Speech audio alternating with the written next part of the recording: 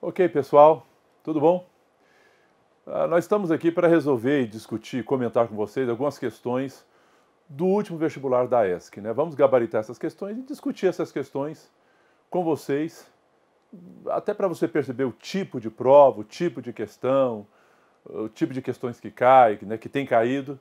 Talvez isso venha ajudar vocês para o nosso próximo encontro, né, para o nosso próximo vestibular. Então vamos resolver as questões, vamos para a lousa aqui resolver essas questões. Bom, questão número 36. Vamos analisar essa questão junto?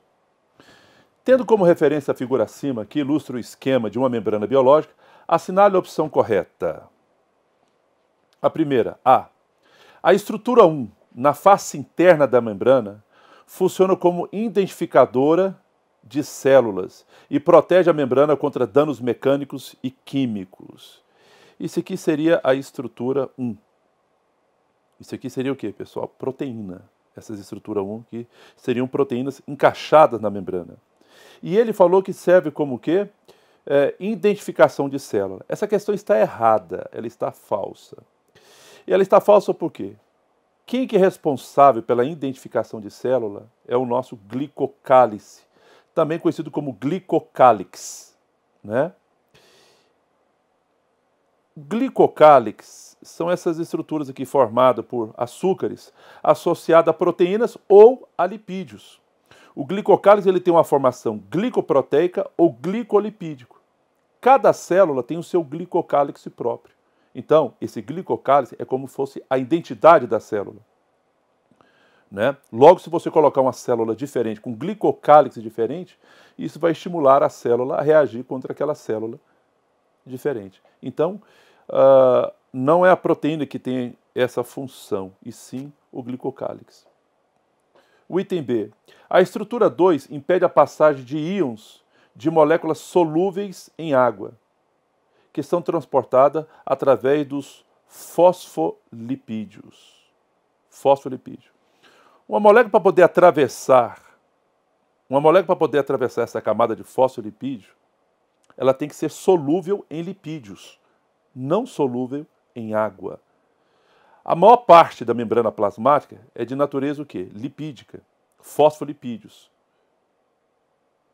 Isso aqui, a membrana plasmática ela é formada por uma camada bimolecular de fosfolipídios. Por isso que substâncias muito lipossolúveis atravessam a membrana com facilidade.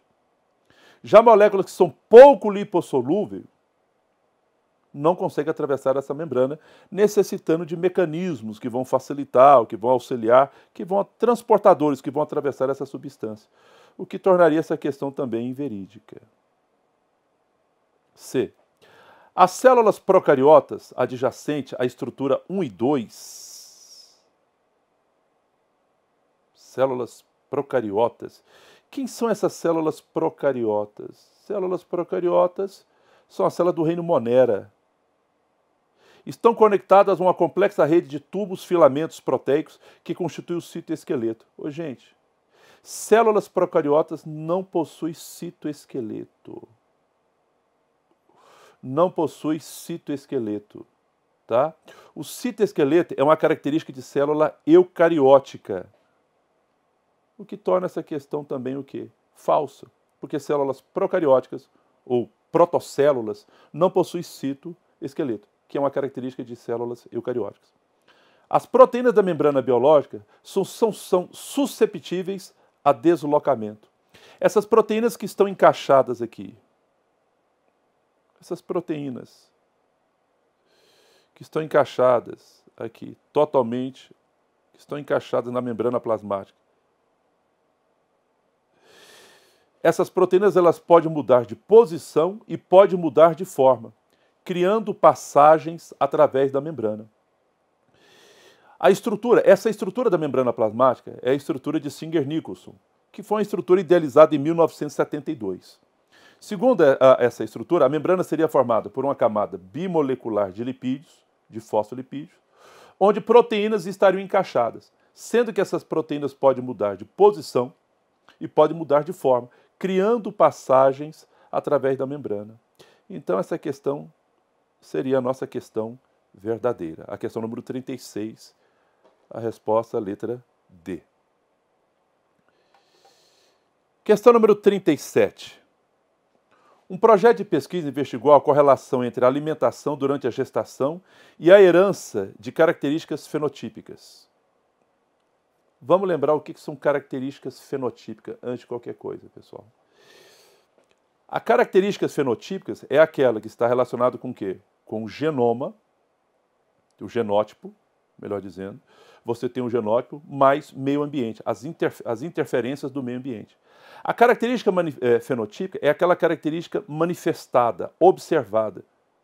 E ela se manifesta com a interação do genótipo mais o meio. Macacos foram levados ao desenvolvimento de obesidade e o quadro foi mantido durante a gestação. Os filhotes desses animais apresentaram também obesidade. Porém, se a dieta dos macacos obesos mudava durante a gestação, a prole não apresentava obesidade. Esses achados sugerem que a obesidade é, ao menos em parte, reflexo da dieta maternal. Esses achados lembram as propostas de Lamarck, que afirmava ser herdadas as características adquiridas. Hoje sabe-se que nem tudo que herdamos são modificações na sequência de nucleotídeos do nosso DNA. São também alterações que modificam a expressão dos genes. Bom, estão certos os itens. A respeito do assunto tratado no texto acima e de aspectos a ele relacionados, julgue os itens a seguir. 1. A teoria da evolução de Darwin baseia-se no fato de as mutações gênicas não afetarem a sequência de nucleotídeos. Pessoal, esse item está errado. A palavra mutação significa o quê? Mudança. Você vai provocar o quê? Uma mudança no quê? No DNA. Isso em organismos celulares. Se for vírus, podemos considerar o RNA. Mas quando se fala em célula, a gente fala em mutação em DNA. Mutação em DNA, quando falamos em célula. E o que é essa mudança no DNA? É justamente na sequência de nucleotídeos. Ou você vai perder nucleotídeo, ou vai alterar a ordem dos nucleotídeos. Mutação é justamente isso. E aqui fala que não afeta, mutação não afeta a sequência de nucleotídeo. Pelo contrário, afeta. Mutação é justamente isso, né? É a mudança na sequência desses nucleotídeos. 2. Infere-se no texto que existem processos biológicos que são lamarquistas em sua essência. Bom, no texto fala que aquela característica que a mãe que está grávida, que ela adquiriu durante a sua vida, pelos hábitos alimentares, ela passou para os seus filhos. Lamarck propunha isso, né, que características adquiridas durante a vida pudessem passar para os seus descendentes. Né?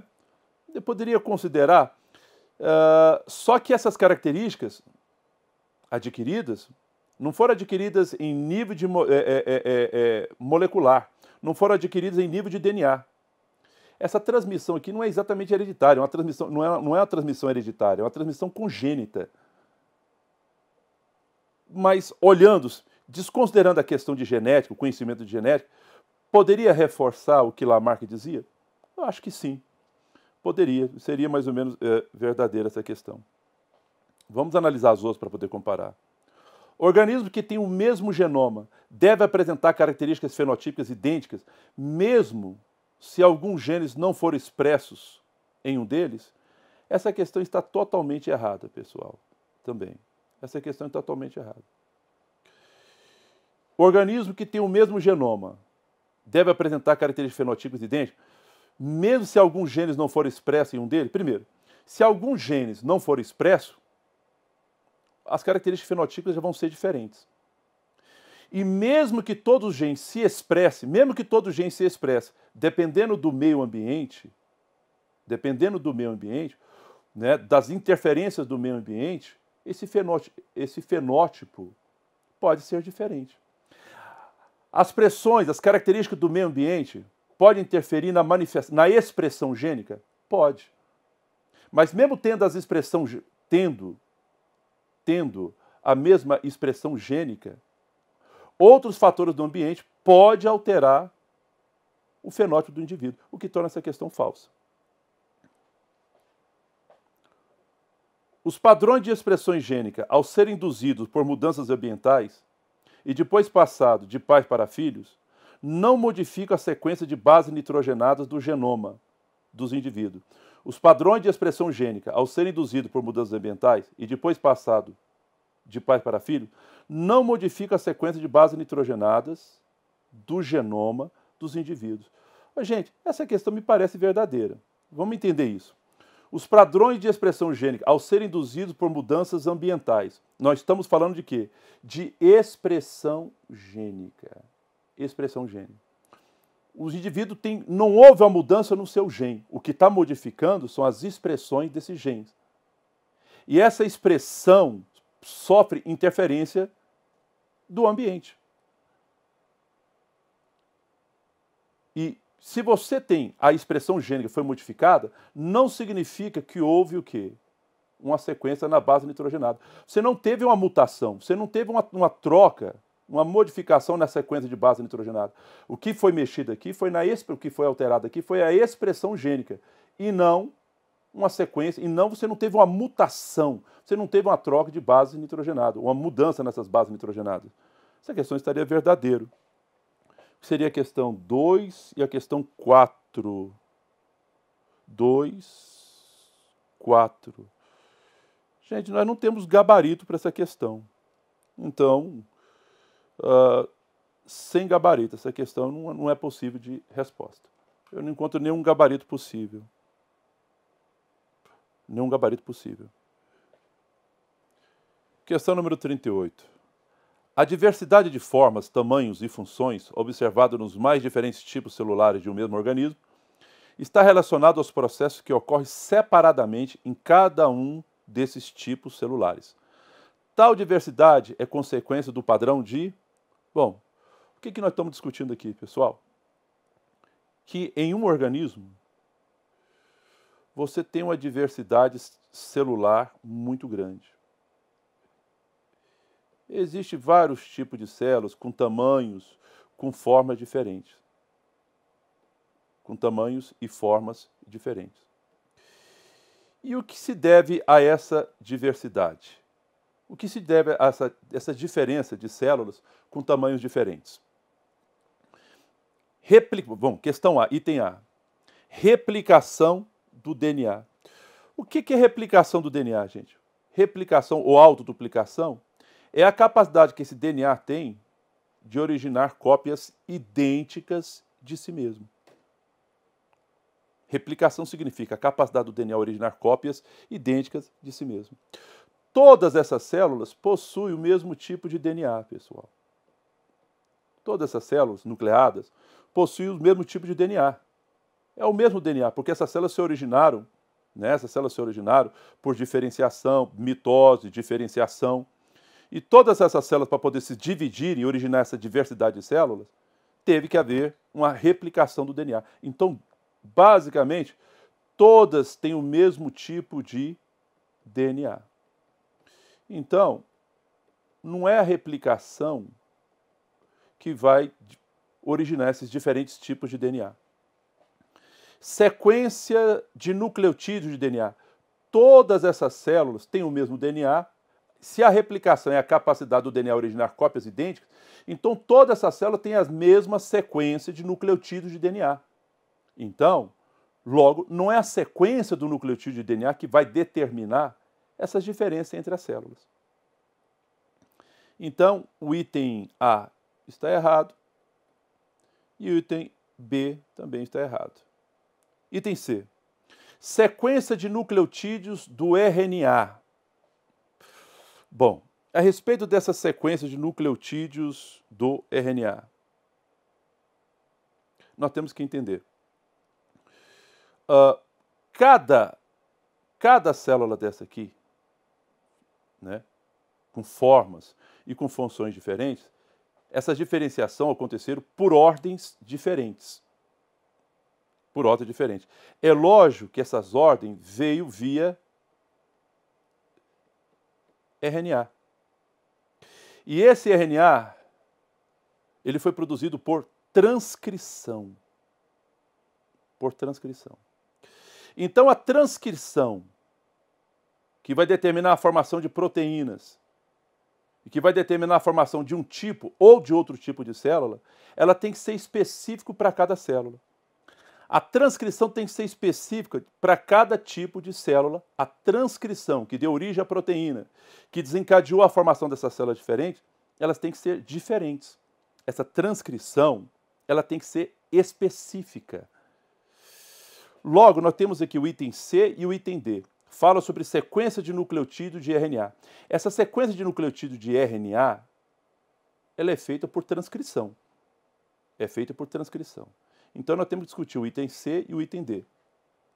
Agora, você não tem células diferentes? Então, para cada célula, evidentemente, para cada célula diferente, para cada célula com funcionamento diferente, essa transcrição não foi a mesma. Essa transcrição tem que ter sido diferente para originar células diferentes.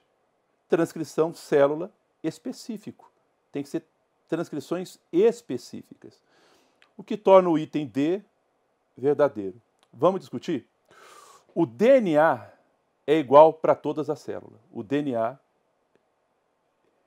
ele é igual para todas as células.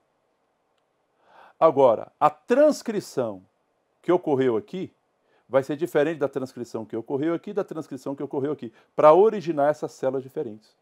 Para cada célula, para cada forma, para cada função, houve uma transcrição específica para essa diversificação que aconteceu. Logo, o item D é o item verdadeiro. É lógico que tem mais coisas que envolve, que não dá tempo da gente falar, a gente está tentando resolver essas questões da maneira mais objetiva possível. Mas de uma forma simplificada, as questões são isso aí. Eu espero ter contribuído de alguma forma com vocês na resolução dessas questões do último vestibular da ESC. Obrigado.